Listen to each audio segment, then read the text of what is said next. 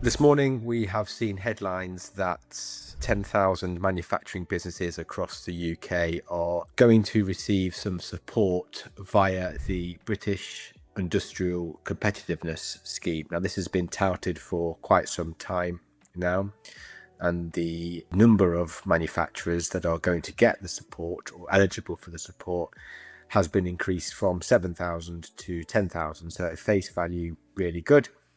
And also at face value, the figure that is banded around is a 25% reduction in electricity costs. I'm not quite sure that's going to pan out as the headline suggests, but nonetheless, the opportunity for businesses who will qualify is significant for sure. And it will also benefit those who currently don't benefit from the energy intensive industries EII scheme. So the widening of that is a really good thing for a sector that we spend a lot of time in. This at the minute is a fairly short video to say, look, we're aware of this. We've been preparing for some time on it. However, we're waiting for some of the final detail to come out around the SIC code qualifications and the HS code qualifications, and how businesses are going to have to report to qualify for the scheme. We want to really dig deep into how cumbersome it may or may not be to help businesses benefit from it.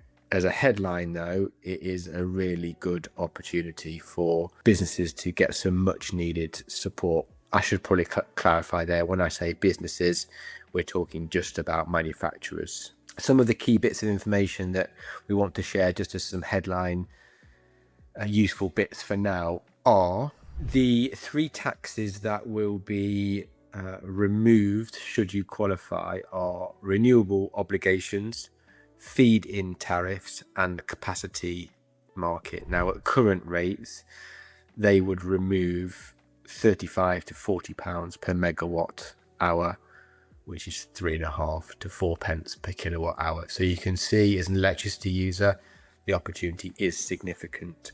BICS is going to apply to electricity intensive manufacturers operating within frontier manufacturing sectors identified in the industrial strategy, and also the foundational manufacturing industries supplying critical inputs. So this isn't necessarily solely about SIC codes, it's also about what you do. Typical sectors include automotive, aerospace, steel, chemicals, pharmaceuticals, advanced materials, and advanced manufacturing. SIC codes are going to be the primary classification assessment. HS codes, which is harmonized systems, will be the secondary assessment area.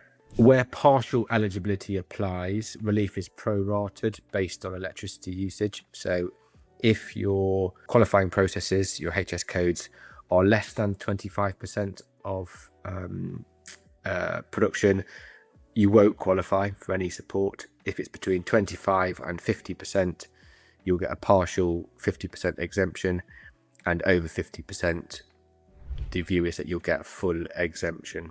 Timelines for this, we're expecting over the next couple of months greater clarity on who may qualify and the timescales for submitting those so that you get the relief. From April 27, renewable obligations and feed-in tariff exemptions apply.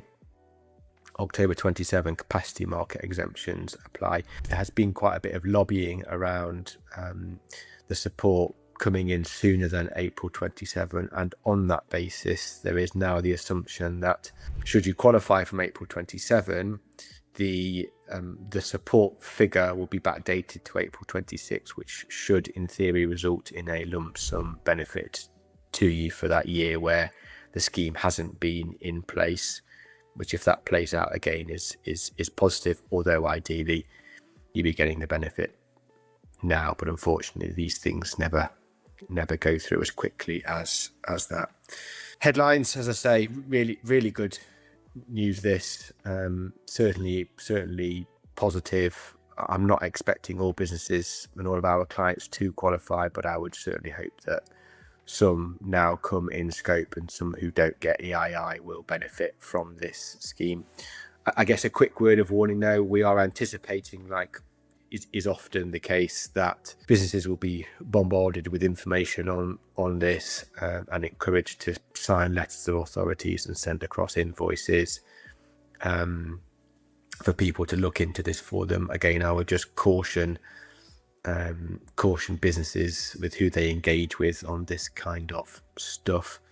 Very often all those businesses are concerned with is obtaining your contract information to look at contracts for you. So hopefully some good news for people, and we will continue to share more information as it becomes known, when we've evaluated that information.